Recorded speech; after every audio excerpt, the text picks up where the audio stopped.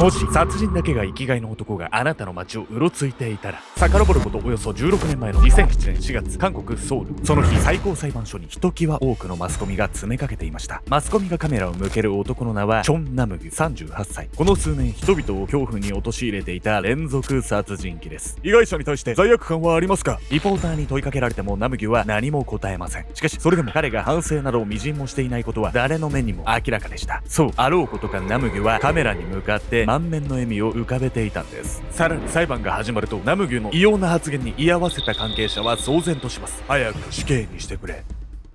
もう人を殺せないなんて憂鬱すぎる。人々を挑発するようにカメラの前で不敵な笑みを浮かべる殺人鬼チョン・ナムギュ。殺人の快楽に取りつかれた男は一体どのようにして生まれたのか。男にとって殺人とは人生で唯一の喜びだったんです。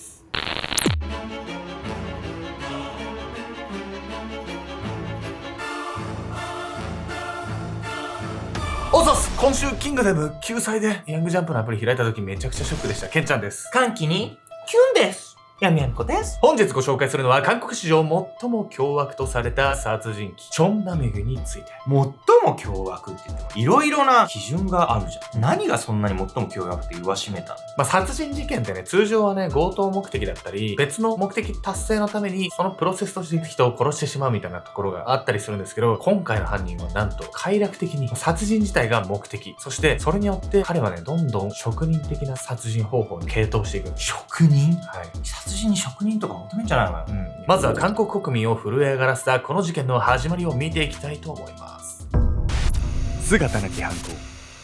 遡ることおよそ19年前の2004年、韓国ソウル。もう夜も遅い。早く家に帰りなさい。街をパトロールしていた警察官は夜道を行く女性に注意を促します。警察がこの声かけをしていた理由は、単に女性の一人歩きが危険だということだけではありません。実はこの数ヶ月、市内で通り魔殺人が多発していたんです。犯行の多くは真夜中から早朝にかけて、そして被害者にはこの事件の犯人の特徴を物語るある共通点がありました。この被害者もそうだ。やっぱり真正面から襲われている。一連の通り魔殺人の被害者は皆一様に前方から腹部を刺されていました。そう、犯人は顔を見られることも恐れず、なぜか全ての被害者を真正面から襲っていたんです。事実、襲われながらも一命を取り留めた被害者もおり、早い段階から犯人が30代くらいの男性ということも明らかになっていました。しかし、だからこそ警察はただならぬ恐怖を感じていたんです。こいつはわざと正面から襲って殺人を楽しんでやがるんだ。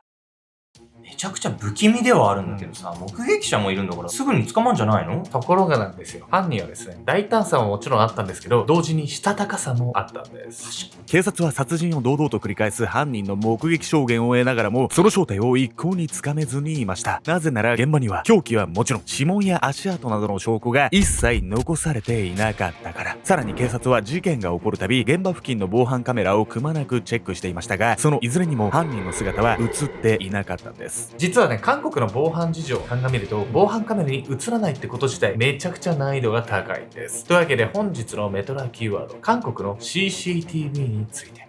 CCTV とはクローズドサーキットテレビジョンの頭文字を取った言葉。様々な場所に設置されたカメラの映像を防犯目的でモニタリングするシステム全体のことを指すんです。世界的に見ても韓国は人口1人当たりの CCTV 設置数が非常に多い国。その数なんと約800万台。人口が倍以上いる日本の防犯カメラの台数が約500万台と聞けば、韓国の防犯意識の高さは明白なんです。そして警察が何一つ成果を上げられない中、犯行はより凄惨なものへと変貌を遂げます。2006年1月18日、火事だー！その日の明け方、ソウル市内の一軒家から突如火の手が上がりました。火は間もなく消し止められましたが、この家に住んでいた3人の子供が死亡。さらに現場検証をしていた警察官はある事実に気がつくんです。間違いない。この子たちは火事が起こる前にすでに亡くなっている。被害者の遺体には鈍器で殴打された形跡があり、これが殺人事件であることは疑いようもありませんでした。犯人は自らの殺人を誇示するかのように犯行後家に火を放っていたんです。この日を境に犯行後に放火を行うことがこの犯人のお決まりのパターンとなっていきました。どこまでも不気味な犯人、どんなやつなのかますます気になってきたわよ。というわけでね、この犯人チョン・ナミギュっていうのは一体どんな人物だったのか、それを紐解くため彼の壮絶すぎる、口に出すのもはばかられる、そんな生い立ちに迫っていきたいと思います。最悪の記憶。1969年4月17日、チョン・ナムギは韓国チャンス郡で7人兄弟の長男として生まれます。その幼少期は平穏とは程遠いものでした。このクソガキが飯代がかかるばかりでクソの役にも立ちやしねえ。ことあるごとに口汚く罵り、ナムギに暴力を振るう父親。幼いナムギは気性の荒い父親に怯えながら暮らしていました。一方で近所にはすっかり塞ぎ込んでしまっていたナムギを気遣うように声をかける男性が。ようナムギ、おじさんの家で一緒に遊ばないか。自宅の環境にトラウマを抱えていたナムギにとって男性のその言葉は数少ない救いのように思えました。しかし結局あいつも俺をおもちゃにしやがった。その日、男性の自宅を後にしたナムギはその目に大粒の涙を浮かべながら家路を歩いていました。なんとこの日、ナムギは男性から性的暴行を受け、心に深い傷を負うことになったんです。こうしてその心に大きな影を落とすことになったナムギは人とのコミュニケーションがうまく取れなくなり、学校にも馴染めず、兵役に行った際もその状況は変わらず、先輩も後輩も皆揃って彼をいじめ、時に性的暴行まで加え、ナムギの自尊心を完全に崩壊させていたんです。クソクソクソ、人間なんてみんなクソだ。どんだけひどいのよ。この時のせいでナムギは快楽殺人鬼に変貌しちゃったっていうの？残念ながらそのようなんです。2004年1月14日、チョン・ナムギはすでに34歳になっていました。その日の夕方、ナムギは1台のバスに乗り込みます。そこからさらに 2,3 回バスを乗り継ぎ、縁もゆかりもないプチョン市のバス停で下車。辺りを見回すようにしてふらふらと歩くナムギのその姿からは目的がつかめず、どこか不気味な雰囲気が漂っていました。そんなさなか、ナムギを目の前に現れたのは下校途中の小学生2人。その姿を見据えると、ナムギは恐ろしく冷たい声でこう言ったんです。殺されたくなかったらおとなしくしろ。その手にはナイフがしっかりと握られていました。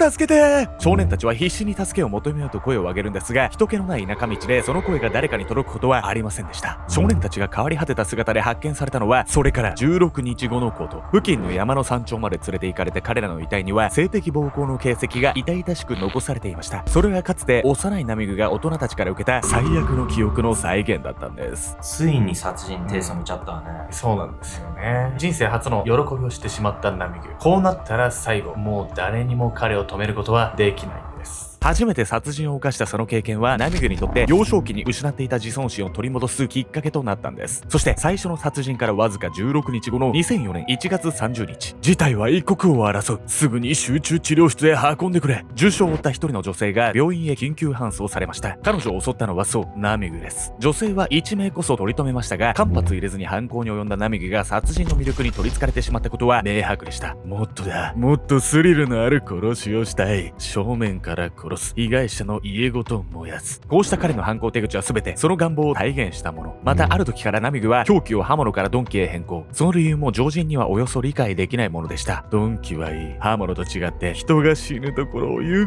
くり観察できる。そうやって理想の殺人を追求する日々の中で妄想を膨らませたナムギはやがて恐ろしい野望を掲げるようになるんです。それは1000人殺害計画。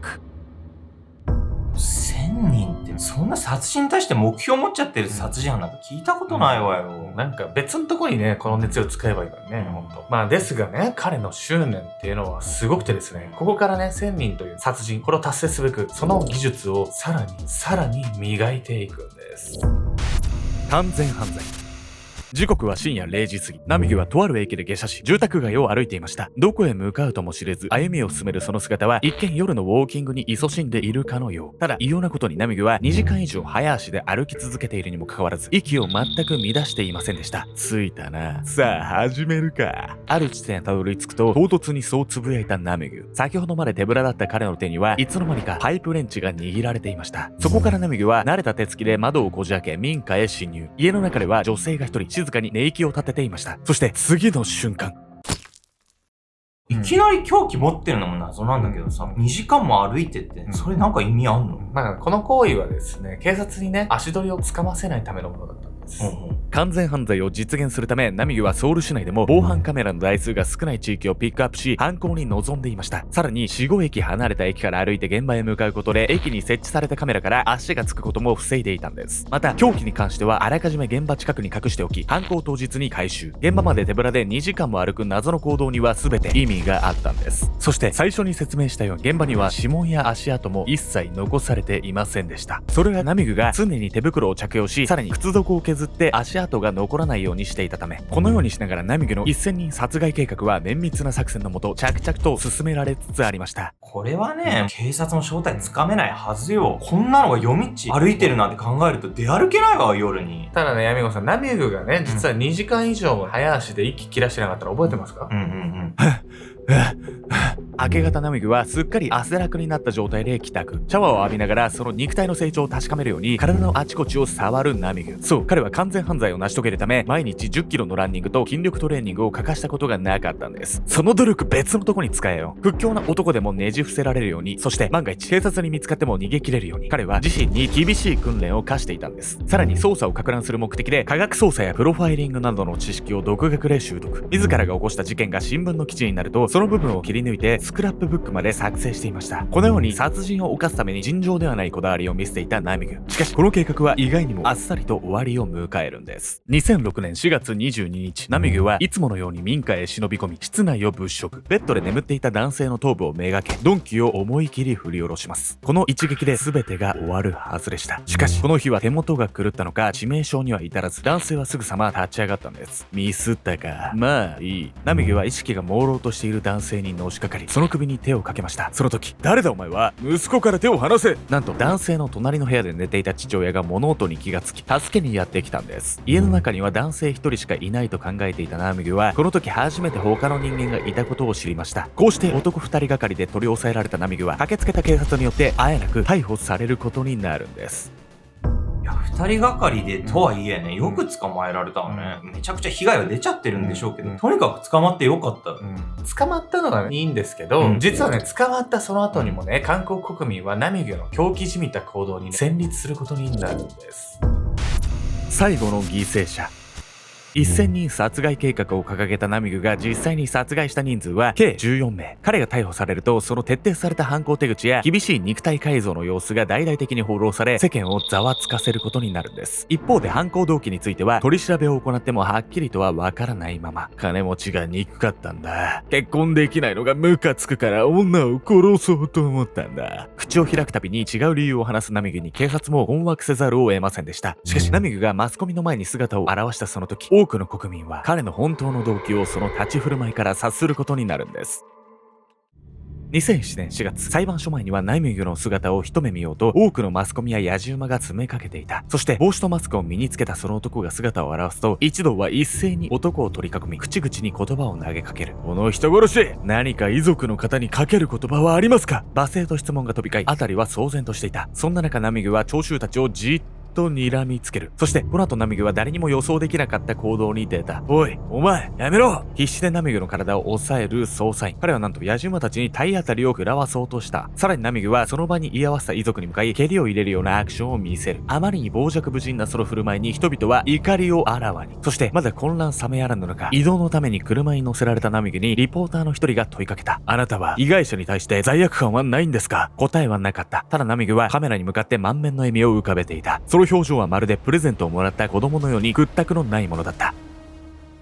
この後、いよいよ判決が下されようというその場面に際しても、ナミグのふてぶてしい態度が変わることはありませんでした。何か言うことはありませんか？そう問いかけた裁判官にナミグは眉一つ動かさずにこう言ったんです。もう人を殺せないなんて考えただけで憂鬱だよ。頼むよ、さっさと死刑にしてくれ。結局彼がそう望んだ通り、14名の尊い命を奪ったナミグには死刑の判決が言い渡されます。そしてこの状況においてナミグはさらにもう一人、最後の殺人を実行してみせたんです。ナミグの最後の犠牲者は、そう、自分自身でした。2009年11月21日、ナミグは拘置所の独房で首を吊り、40歳で生涯に幕を下ろしました。幼少期の環境に恵まれず、人を殺すことにしか喜びを見出せなかったナミグ。彼の殺人への徹底したこだわりが別の道に生かされていればと悔やまずにはいられません。